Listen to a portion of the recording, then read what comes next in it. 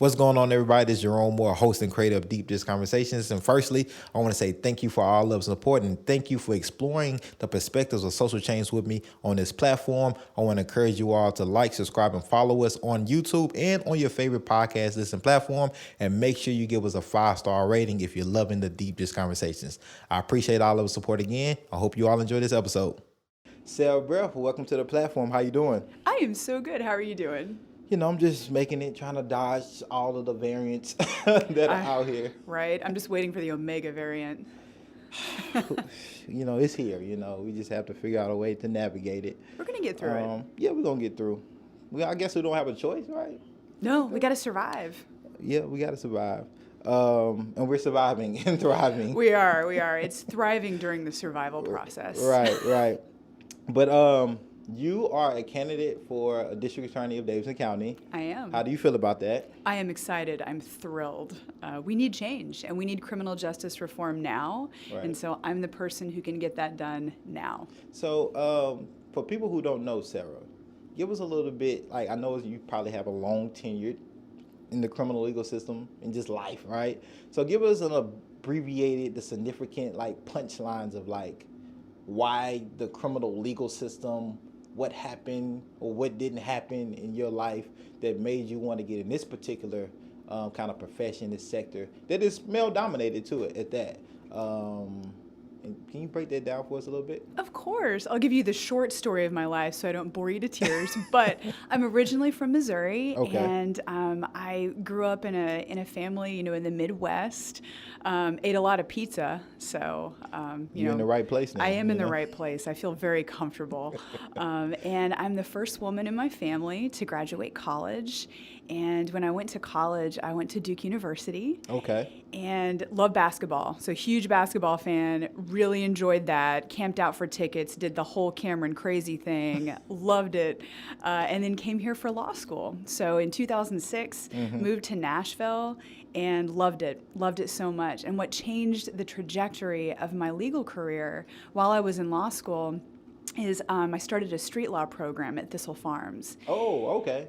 Shout out to Thistle Farms. Oh, we love Thistle Farms. Yeah. It really did change my life. So I didn't know which direction I was going to go in the law until I got to law school. And when I met these amazing women who were survivors of sex abuse, child sexual abuse, human trafficking, domestic violence, rape, all sorts of horrifying things that had happened to them, I said, this is where I can make a difference, because I had seen where the criminal justice system had failed these women.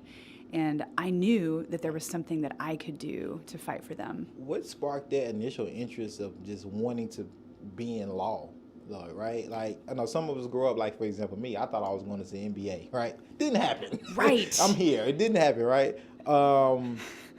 There's still time. Yeah, maybe. I'm 31. Maybe. What really made you want to get into, like, before you applied to, like, law school and everything like that? Like, what said to you, or what happened, or what influences was like, law is kind of what I want to be a part of? Sure. This is going to sound cheesy, but it's pizza. It's pizza Extra themed. cheese, So, right, extra cheese. So really my dad was a lawyer, first in his family to graduate college, first lawyer in the family. And I saw how active he was in the community and how people came to him to solve problems. Right. People who had problems would come to my dad. And when I was little, I got to go to the office with him and watch people come in and have problems, and he would help solve it. He was chairman of the United Way, just really involved in our community. And that's something that inspired me. And I said, well, I want to be able to help people. Right. And I'm a huge history buff. Okay. So when I really started studying American history and got into it, and I majored in history and Russian. Factoid. I know. Interesting, right?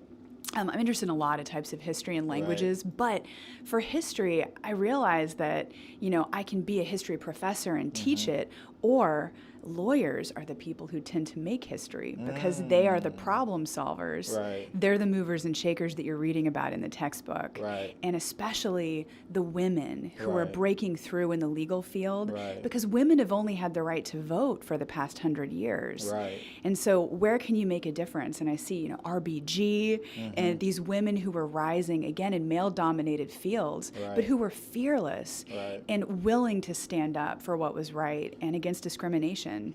And so I think history is a good point to kind of dive in deep, right? This is deep dish, so we like to get deep. I'm ready. Right?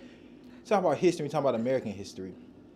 We talk about if you talk about the history of the criminal legal system, that disproportionately affects brown and black folks, in this country, in this city, in this state. As a person that's a white woman, right?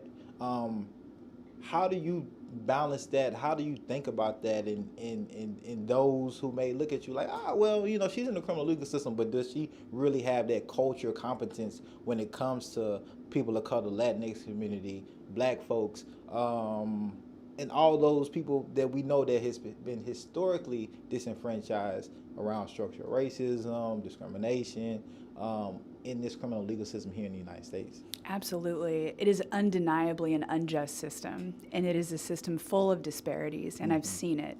And, who am I, as a white woman to come in and say, like, I am the one in this moment to take charge of this issue when I have white privilege, and I absolutely recognize that I do.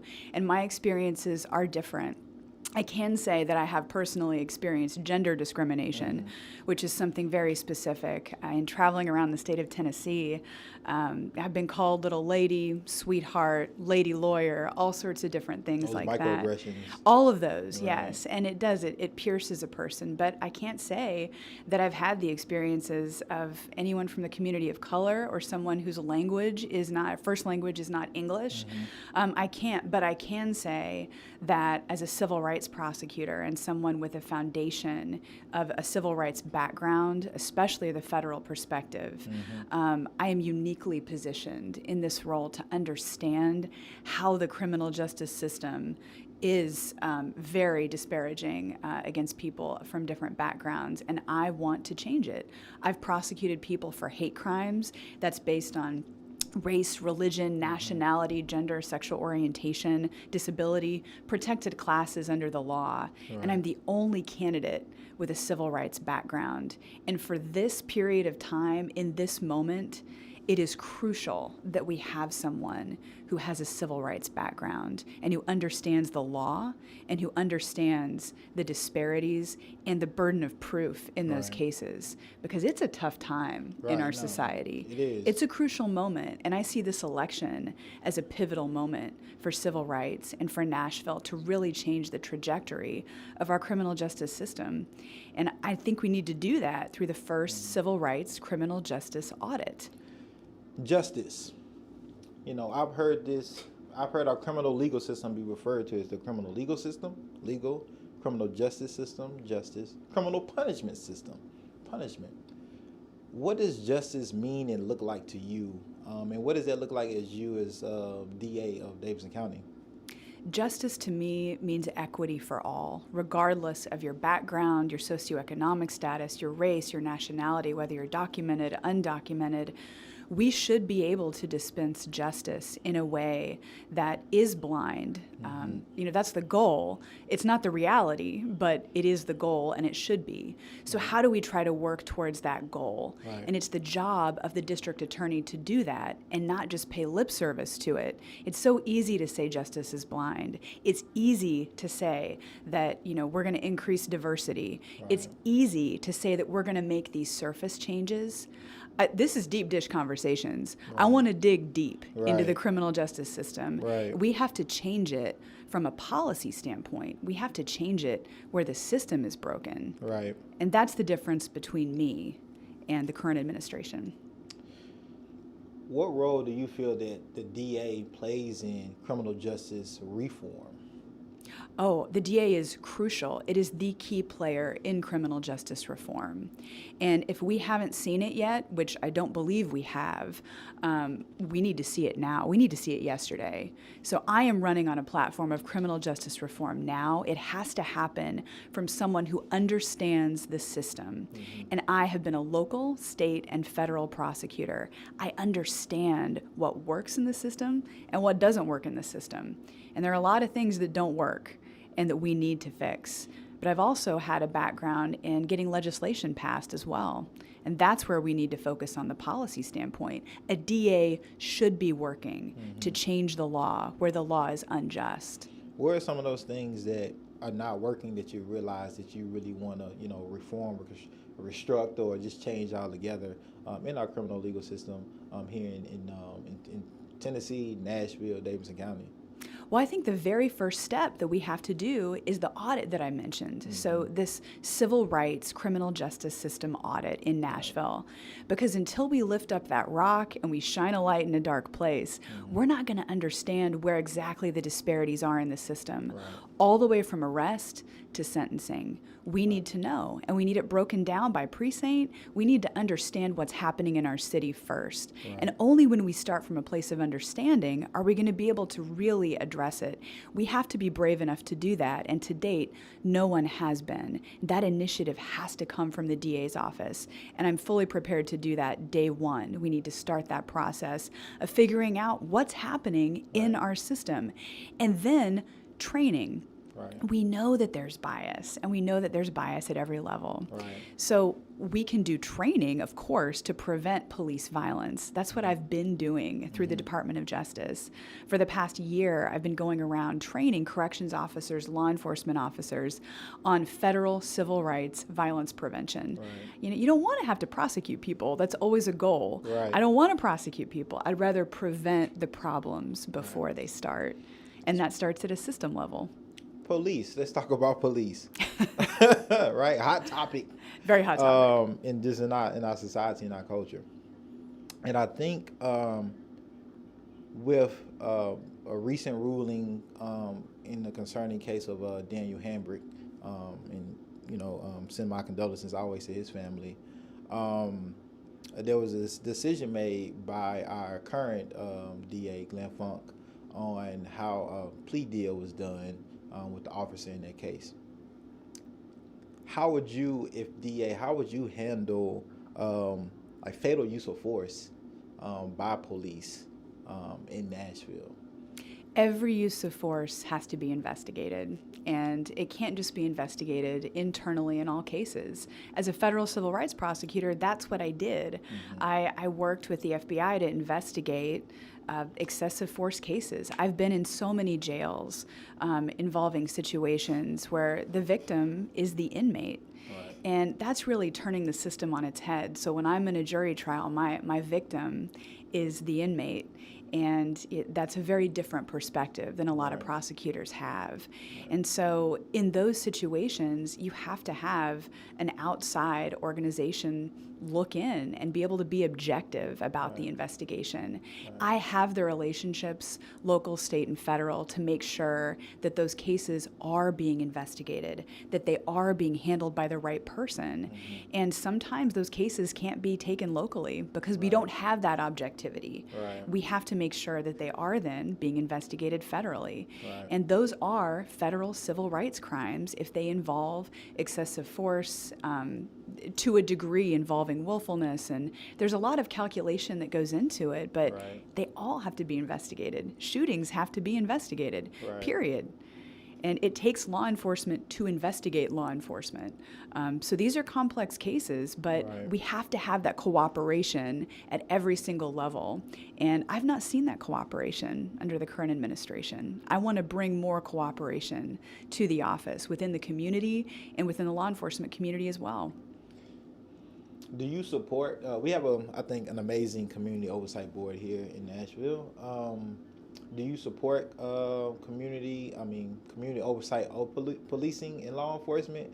And what are ways that community can continue that oversight in a healthy way with our local MMPD?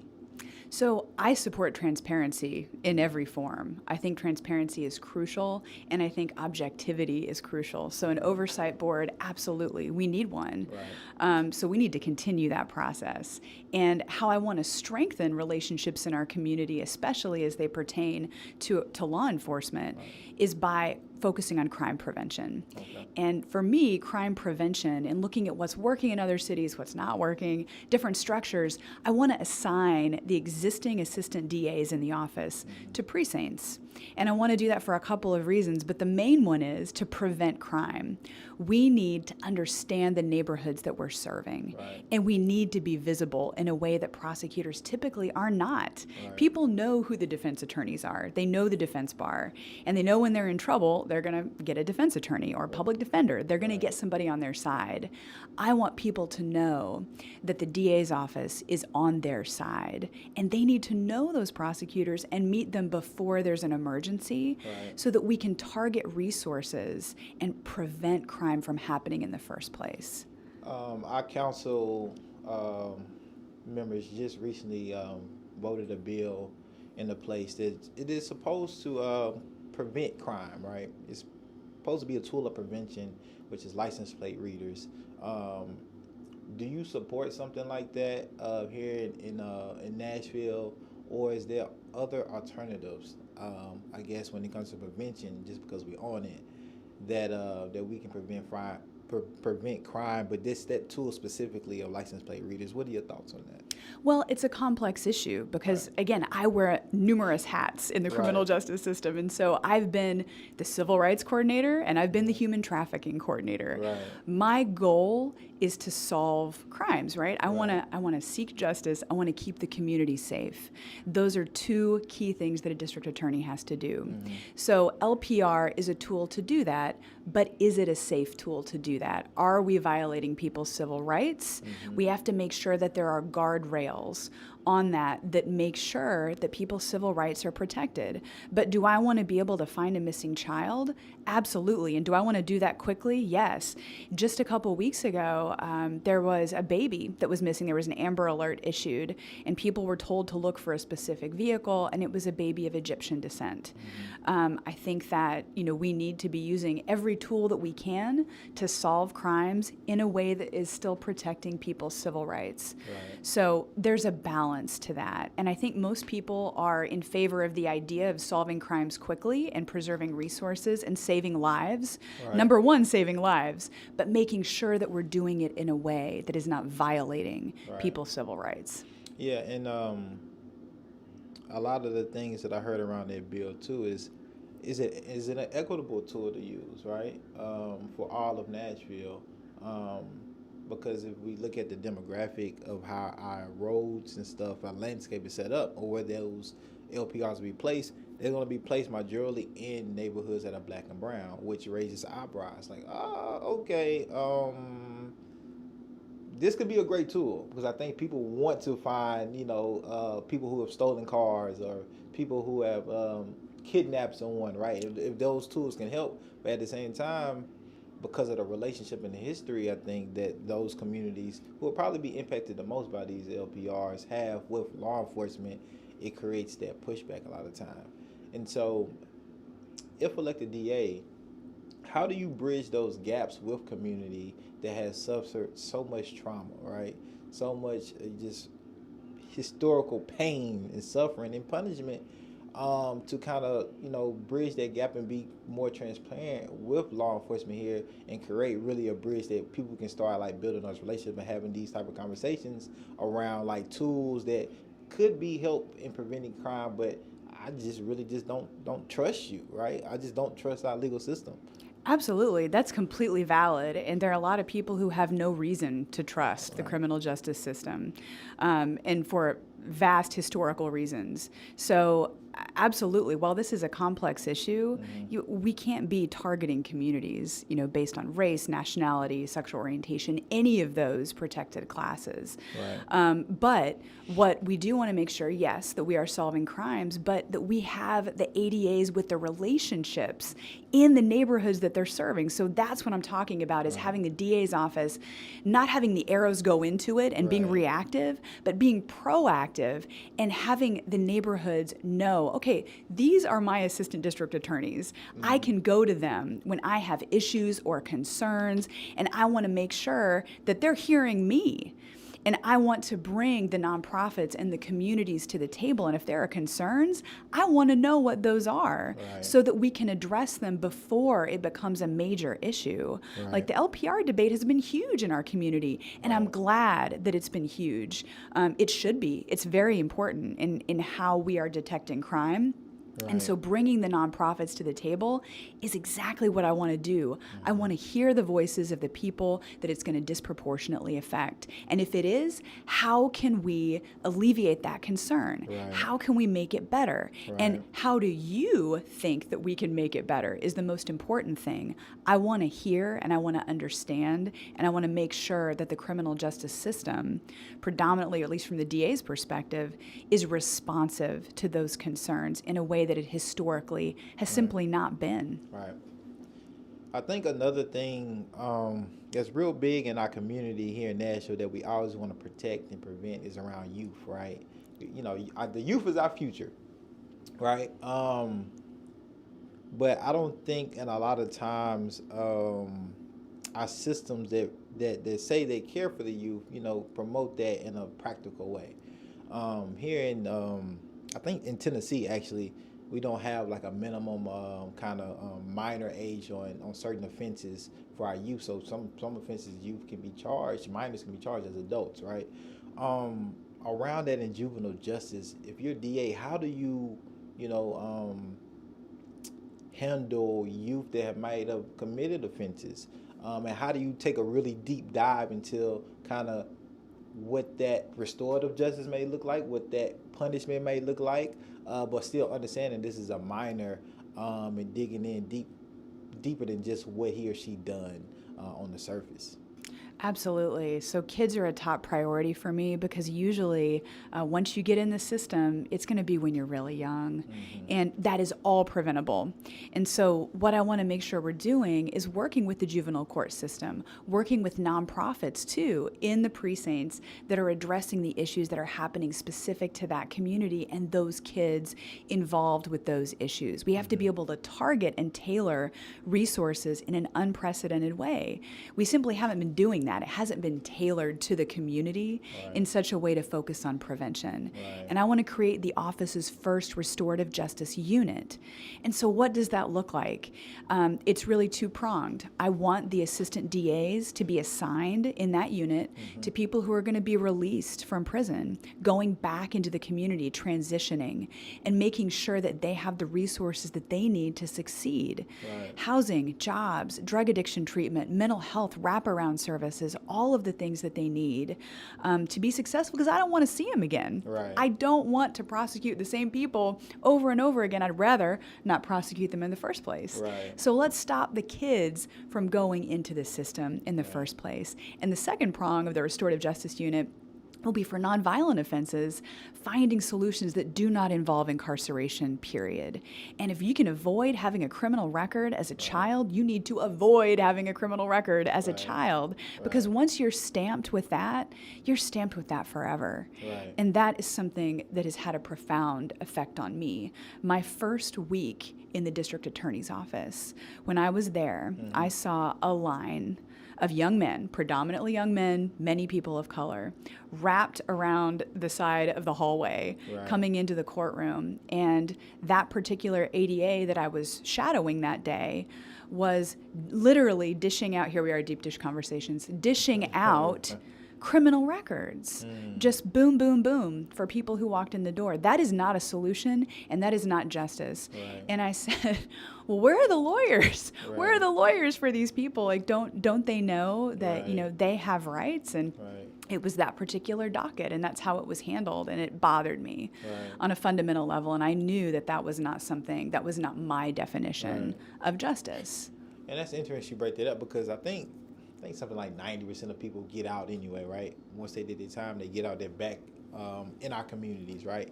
And they don't have that support. And even though they're supposed to be like guardrails, like parole and probation and things like that, to make sure they become more model citizens, I suppose. Those things even create barriers, whether it's like getting a driver's license or finding affordable housing or transitioning out of halfway house, and all of these things. It seems like they just make it tougher to kind of acclimate back to society and being in communities. Not a lot of those wraparound services, like because I don't want you to go back, right? But it's no real support. It's just making sure like just stay out of trouble. That's the only that we're going to support you in that way, and that's by checking in and doing maybe drug testing or whatever it may be. But that's as far as it goes in many cases, unless you can find a nonprofit or know of a nonprofit that have those wraparound services that can give you that extra support. And so I think that's really needed in that wraparound services when it comes to being engaged and incarcerated to the release, and then making sure like you don't have to really be tempted by the temptations that may put you back in the same position because of financial your lack of financial stability or lack of housing stability and all those things that should be kind of a necessity just to be alive, right? But those are just not the case. And a lot of times that we live in, and some of us just don't have that same support. So it'd be good to get the support from the system that that's supposed to be rehabilitating and supposed to be about prevention. So it's good to hear that you have a plan for that. And I'm pretty sure like the listeners and watchers are really going to be like, yeah, okay, that sounds good. That sounds good. Yeah. It's a completely different approach to criminal justice that Nashville has just never seen before. Mm-hmm. If people can avoid having criminal records, especially kids, the DA's office needs to be invested in that and in their success and in their future. And I founded a nonprofit 8 years ago called Advocates for Women's and Kids Equality. AWAKE is the acronym. And it's for those reasons, breaking the cycles of violence and the cycles of poverty, that I am also extremely interested in bail reform. So I'll get to that again in a second. Yeah. It's absolutely essential. And it all goes together too. Right. These are issues that overlap in so many ways. But we developed a curriculum to help kids break those cycles, and volunteers are now teaching. I'm not on the board anymore. It continues, but volunteers are working in the juvenile detention center this spring, teaching kids who are there how to break the cycles of violence and poverty, so that when they do get released, hopefully they're going to have more resources and a chance at an actual future where they're not branded forever. I want us to pivot to jail and prison. And you mentioned something that is a hot topic, which is bail reform. Bail, money bail, cash bail, however you know it by. Some people believe that there should not be money associated with a person's body in general. It should not be money attached to a human body, and that should not dictate whether I am free or if I had to stay locked up, pending trial or whatnot. What are your thoughts on money bail, cash bail, and what does reform look like here in Davidson County around bail in general? Bail is one of those hot button issues that most people are afraid to touch from the district attorney's side of things. Mm-hmm. I'm not. It's absolutely something that the district attorney's office should be involved in, because I've operated, again, in a number of different systems where I've seen in the federal system that I came from, there wasn't any cash bail, period. You were reviewed on two criteria. One, are you a danger to the community? And that's the primary issue. And then two, are you a flight risk? And under Tennessee law, there are factors that are essentially those same two criteria. Are you a danger and are you a flight risk? Right. And there are ways to mitigate those things to where you don't have to be held pre-trial. Now, if you're a danger to the community, you do. Right. But there's a hearing that's held to determine whether or not you do present a danger to the community. If you've committed a series of rapes, sexual assault, homicide, absolutely. You're a danger to the community. If you have a firearm and you're shooting and you're risking hitting kids through windows, absolutely, you're a danger to the community. Right. If you're dealing massive amounts of deadly opioids containing fentanyl, people are overdosing and they're dying, you are a danger to the community. But that's an analysis that's going to have to be made on a case-by-case basis. Right. The problem with the bail system is that it's not tailored to the individual and the individual circumstances in a way that reflects, are they going to show up to court? Are they going to be dangerous? Right. And those are the key things that we worry about as a society. But someone who's charged with theft under $10,000 and another person who's charged with the same crime, one person can afford to get out pre-trial, another person can't. Maybe the person who can't afford to get out is going to take a guilty plea because it's right before Christmas and they want to be home with their family. Right. That is not a reason to get a criminal record. Right. And that's why we have to overhaul that system.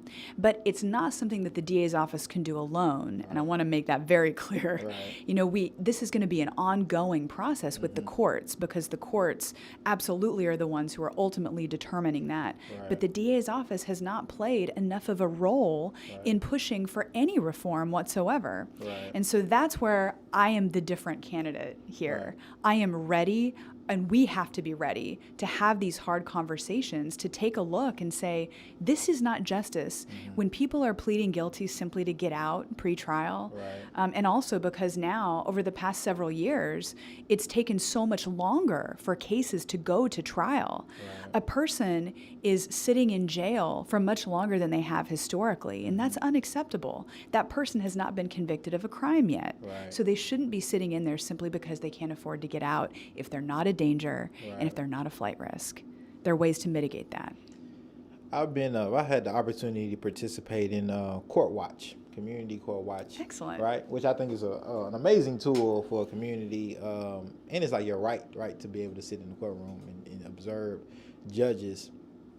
And a lot of times this comes up, especially in what is general sessions, I think majority of the time, or like criminal court, where you may have people before a judge and they have similar offenses and maybe a similar criminal record, but the bail is just drastically different, right? We can have same offense, same criminal record, but my bail might be $20,000, yours could be $100,000. How do we fix that? What is happening? Make it make sense for us, and then also, what does that oversight look like, right? From a DA's perspective, trickling down on what our judges are doing, and then what the role the community plays into that oversight as well. Well, that's going to come back to the audit. So we need to know. Yeah. We need to know also, not just, boy, this seems arbitrary. Like, why did this person get this bail and why did this person get this completely different one? Mm-hmm. Is that just based on circumstance? Right. Or is there a racial disparity here? Right. And is somebody being treated differently? Right. That audit is going to reveal those things. Like I said, we have to lift up that rock. Right. Someone has to be courageous enough to actually look and see what's happening. And that can really shine a light to determine, well, that's interesting because in this courtroom, things are happening a little bit differently. Or in this precinct, things are happening a little bit differently. And how is that disproportionately impacting vulnerable communities? Why would a DA not want to do such an audit like that? Because it seems like that type of audit would flip over a lot of rocks and uncover a lot of things that maybe people don't want to kind of discover and all. So that's something that hasn't happened, with our current DA, and I don't know if it's ever happened at all or something like that type of audit. So what would be the challenges of something like that happening, or what would be some of maybe the fears of people wanting something of that such an audit to happen? Well, I think the major pushback is simply going to be, oh, I don't want to see how bad it actually is, or is my particular piece of the criminal justice system, is it going to reveal something there that I don't want it to reveal? Right. And that's the exact reason why we need to do it, because we need to understand what's happening so that we can figure out where precisely the bias and those disparities are occurring. No one has been courageous enough to this point, Right. but we have to be. And as a Right. society, we have to be. And even if it's a hard truth, which I'm prepared for it to be a hard truth, we still have to face it. Right. And we can't be afraid of the truth. But if we don't start from that place of truth, then we're never going to get to the systemic change, to that deep level Right. that we need to be getting to in terms of criminal justice reform. Right. Otherwise, it's just surface. It's easy to cherry pick a case for the media and say, this is going to look great for the DA's office, for whatever particular reason, on a reason Right. of race, on a reason of nationality, religion, Right. whatever it happens to be, and say, this is going to make my office look great and make me look great, like a Right. champion for justice. But if you don't know what the fundamental trends are that are actually happening in the city on a systemic level, Right. you can't make that claim. Right. It's easy to do that if you're just going to make headlines and not make change. Right. The DA's office plays a huge role in the prison and jail population. Yes. Whether that can be an increase or decrease, whichever way you want to take it, right?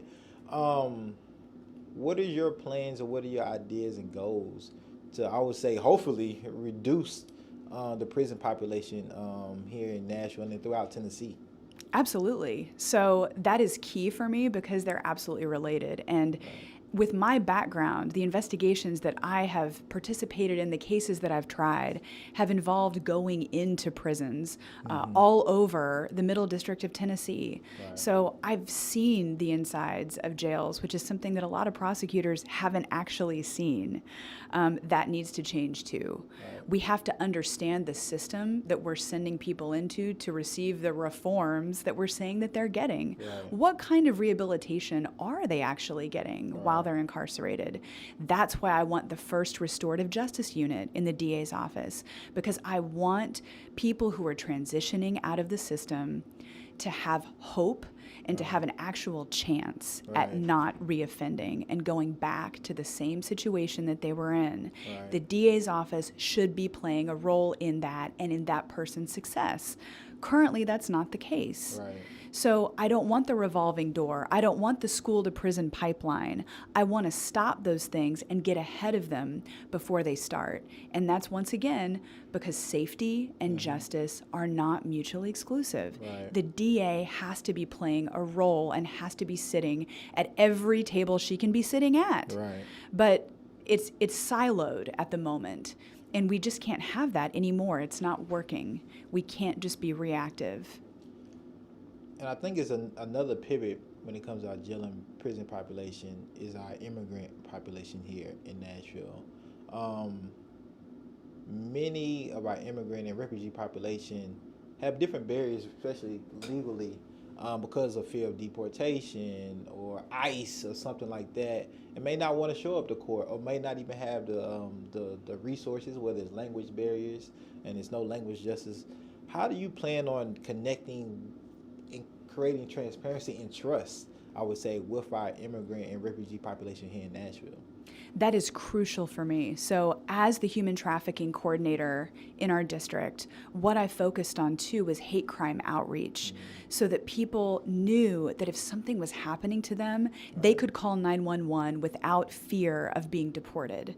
And I had numerous labor trafficking cases involving people who we needed to keep here, that were not here, that were undocumented, but who were a crucial part of the case, getting them a path to citizenship and working in that arena. I'm also the only person who has that experience in working on a federal labor trafficking case and making sure that our victims, that our witnesses are able to stay and get a path, because we can't prosecute trafficking cases when our victims and our witnesses are being deported. Right.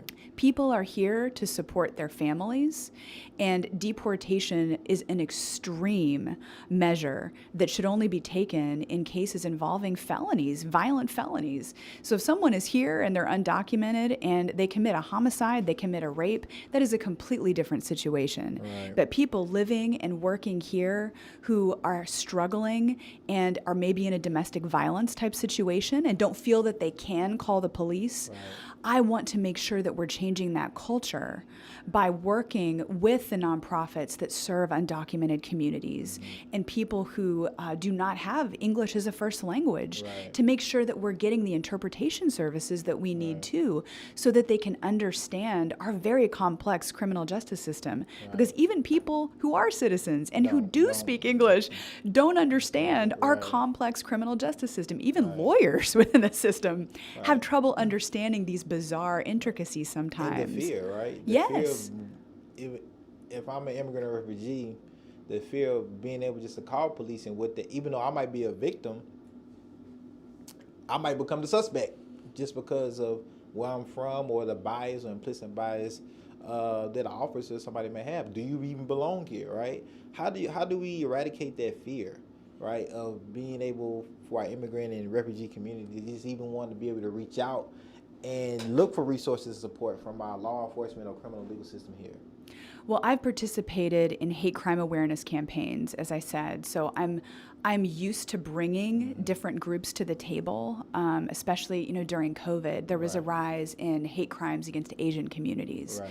We want to make sure that we're reaching the communities in a way of where they are, how they live and how they work. Right. And it may be different from ours, so we have to make sure that we're reaching those communities. And I believe that that is the responsibility of the DA's office, to make sure that we're reaching the communities that need the help most and that are afraid to call 911 and that don't have the trust of law enforcement. And in many cases, rightfully so. They haven't had good experiences with law enforcement in the past, and we need to change that. And some of that is training, and that's hate crime identification too. We're missing so many hate crimes here in Nashville simply because we're not asking the victims, do you believe that you were targeted on the base of your race, on the base of your religion? Was that person wearing a hijab? These are details that we need to be paying attention to. And that's training. So when we have training and more of a community presence with this precinct model, we're going to be able to identify so many more of those issues that how we can better serve the communities that we are supposed to be protecting. And not having a disproportionate number of people become victims in a certain community because they're afraid of repercussions that simply shouldn't be happening. Speaking of training in victims, we just recently had a victim who was experiencing mental health issues on I-65 that was unfortunately killed by our local police here in Nashville. A lot of people may see, arresting our mental health crises that we have is not the answer, and putting those individuals in jail or in prison due to mental health. And I have a stat that I seen, which was crazy, was that in 2019, a study found that Tennessee were among states with a higher prevalence of mental health illness and a lower rate of access to care. Right, and so that's just a recipe for disaster, right? As DA, how do you combat mental health issues being jailed, or what are some prevention around that? Because that's a whole different category in itself, and dealing with that within the criminal legal system. Mental health is one of the most important issues in the criminal justice system. Between mental health and addiction treatment, I believe those are the top two issues in our criminal justice system in terms of how we handle people who are experiencing those crises. And we need more resources, just period. We need more mental health resources. And I really do applaud any effort at trying to address those issues that are nonviolent and non-threatening in a way that is working with community services and a person who understands how to de-escalate situations with a person who's suffering from a mental health crisis. And it's my understanding, too, that, we have a pilot program in place, where we're deploying in certain parts of the city a mental health expert, a provider who's able to come and be present with police to help talk people, use de-escalation techniques rather than arrest them on the spot. And in the sheriff's office as well, how are we addressing even the optics of care? Are they going to be in a jail cell, or are they going to be in something that's more akin to a treatment facility where people are dressed in scrubs? And it's more of a treatment type of approach as opposed to you are a violent person who needs to be behind bars. A lot of that is extremely draconian and is just not educated and informed. But I do applaud any steps in that direction, and I believe Nashville is starting to take that from the side of M&PD and the sheriff's office, working to get more mental health professionals. But the DA's office needs to be working on that too. I haven't seen any efforts in that particular field to try to get more resources and to understand the percentage of people who are claiming a mental health issue and then determining, okay, well, this is the percentage of people who are suffering from mental health issues or say they are and need to be evaluated, absolutely. And then what is the result of that? Are they being incarcerated? Are they getting treatment? If they are getting treatment, how are they getting treatment? You might have seen a trend in what I'm saying. Like, I want to know what's going on. And data is crucial to understanding what's going on so that we can actually address the problem. But we need more mental health facilities in Nashville. We need to decriminalize mental health, period. And we just need more money to do that. But first, we need to be able to look at it within the criminal justice system and say, here is where we need it. The mental health court, too, absolutely essential. Yes, we need that. And you know what? We need more. For sure. 8-year term is a long time. Sure is. It is. It's a long time. And I believe, in my personal opinion, I believe that the DA probably is the most powerful individual of our county, city, criminal legal system. And that's a lot of power, right? That's a lot of power. And power is dynamic.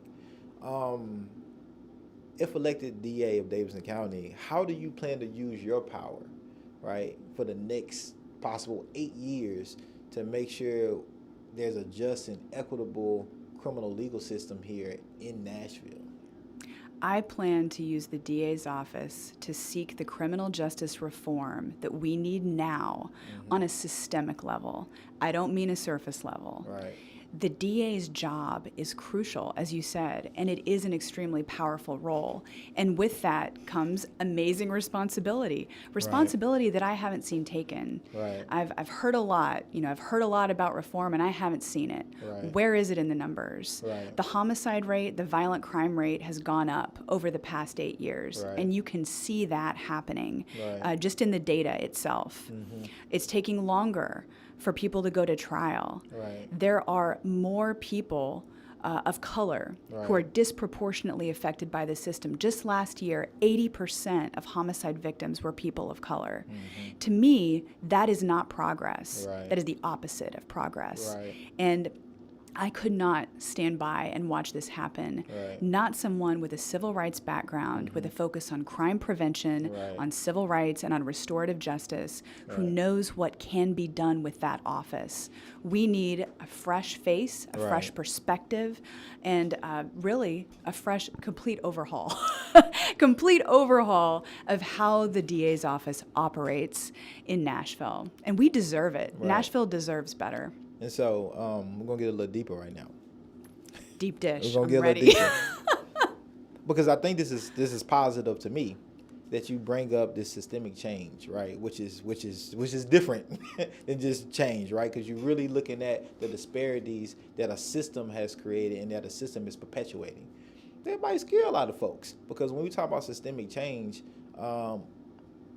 majority of the time we talking about black folks, people of color, and poor folks, right? Especially in the criminal legal system, right? In the demographics here in Nashville is about 70-ish% white, about 25%, black, right? And so, and then you look at this, the disparities, right? Black folks are 25%, but we're 60% of the prison population here. That's some systemic going on right there, right? What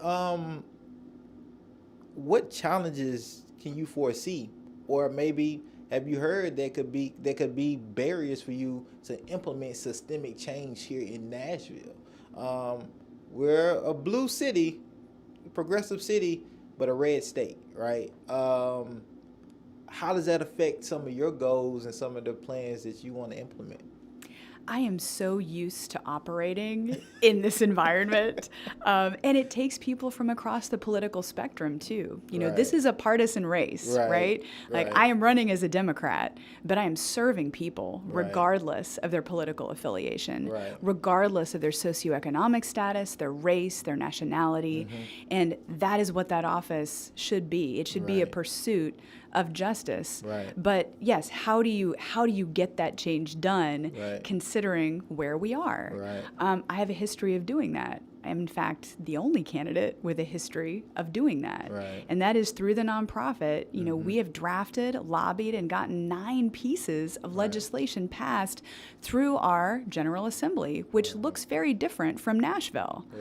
And you have to understand that dynamic, and you can't just shake your fist and yell at it and say, I stand for progress. Well, good, that's great. That sounds wonderful. But what are you accomplishing for the people that you're serving?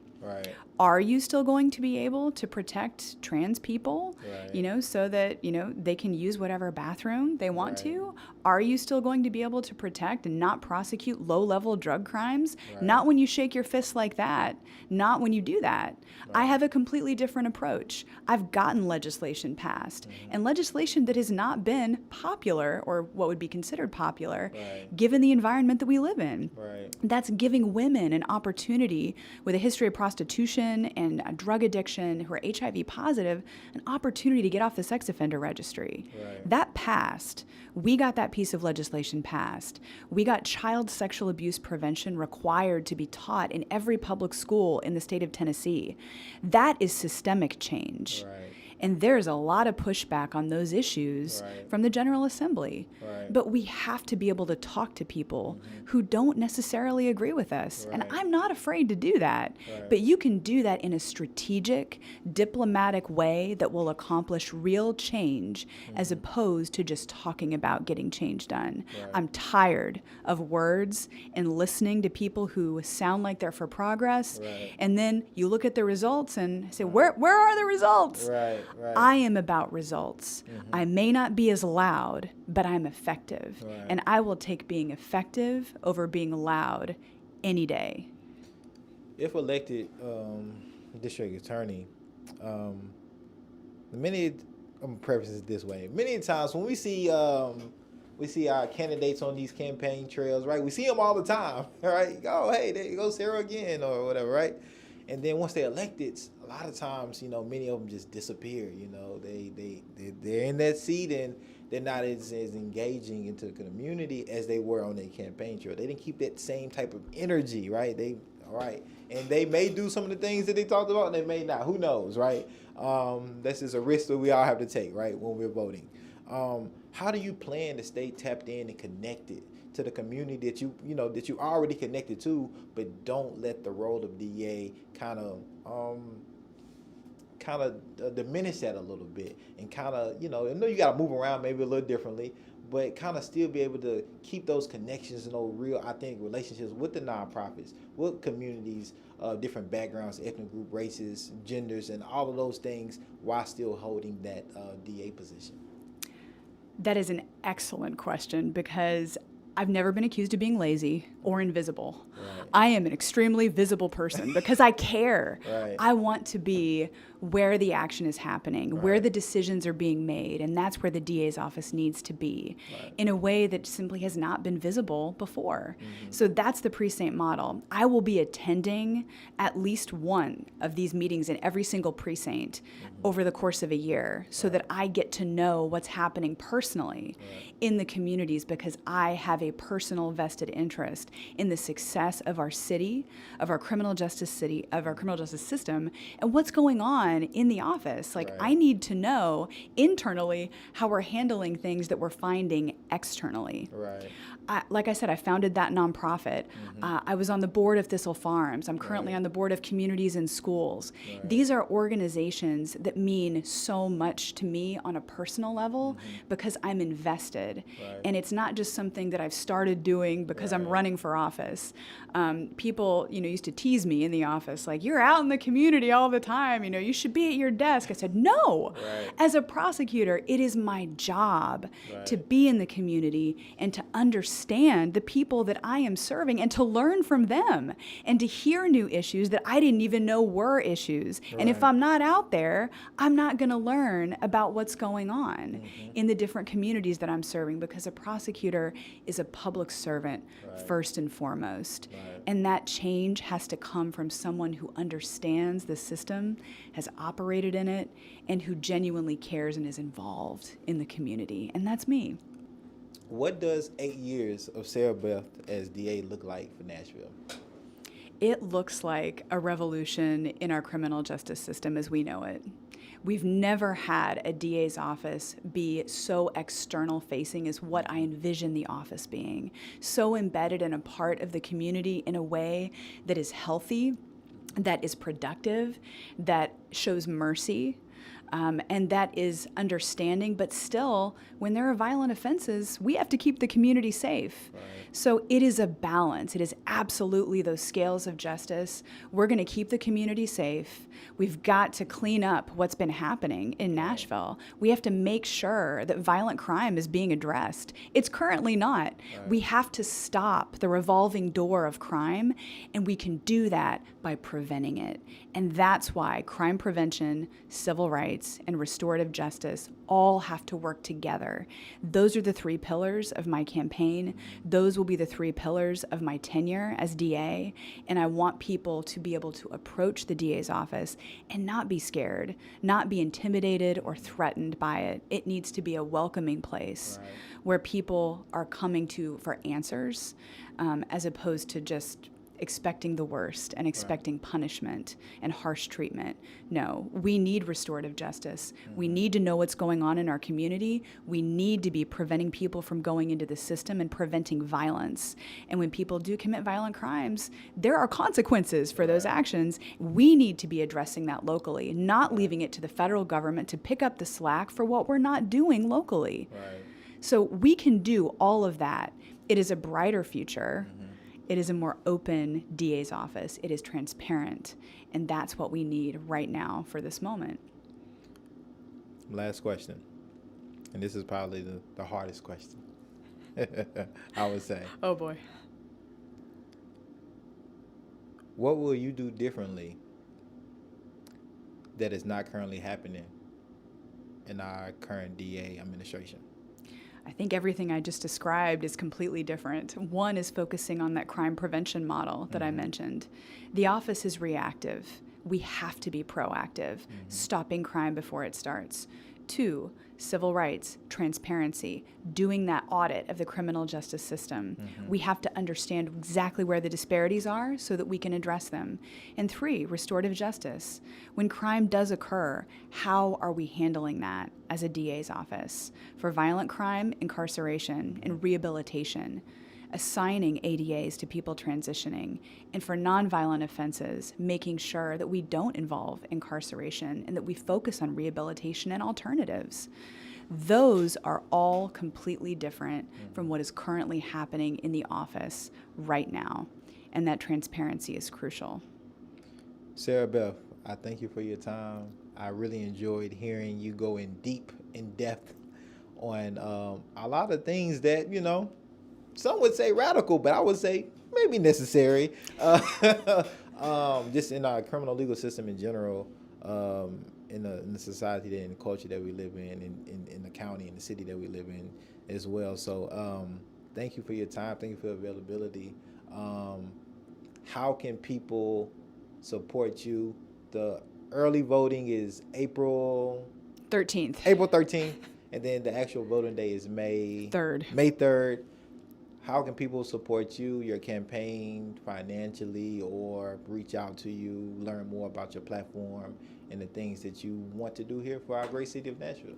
Thank you for asking. Yeah. We need as many volunteers as possible. So if people want criminal justice reform now, if they like what they heard, which I hope they did, then you can go to myersforda.com. That's MYERSFORDA.com. You can sign up for our email list. You can volunteer. You can get a yard sign. You can contribute. As you know, I'm running against an incumbent, which means that, of course, he has more resources. I only got in this race on December 1st, but the momentum is intense. Raised over $110,000 in 6 weeks. Oh, wow. So we are keeping the momentum. Yeah. People want change, and that tells me that people want change. Right. But we need more people. I want an army of volunteers. We are going to get this done. Right.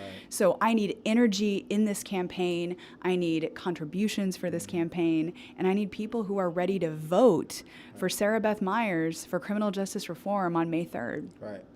People, get out there and vote. This is huge. It can literally change our whole criminal legal system of what happens or what doesn't happen. So if you're not registered, go register to vote. And Sara Beth, I appreciate it again. Thank you. Got to have you back. I appreciate you. Yeah. I'm glad to come back. This was really fun. Okay, cool. And we have pizza for you. There's Sure. pizza. Next time, Excellent. for sure. Great. I'll right. never turn down pizza. All right. Thank you. Thank you so much.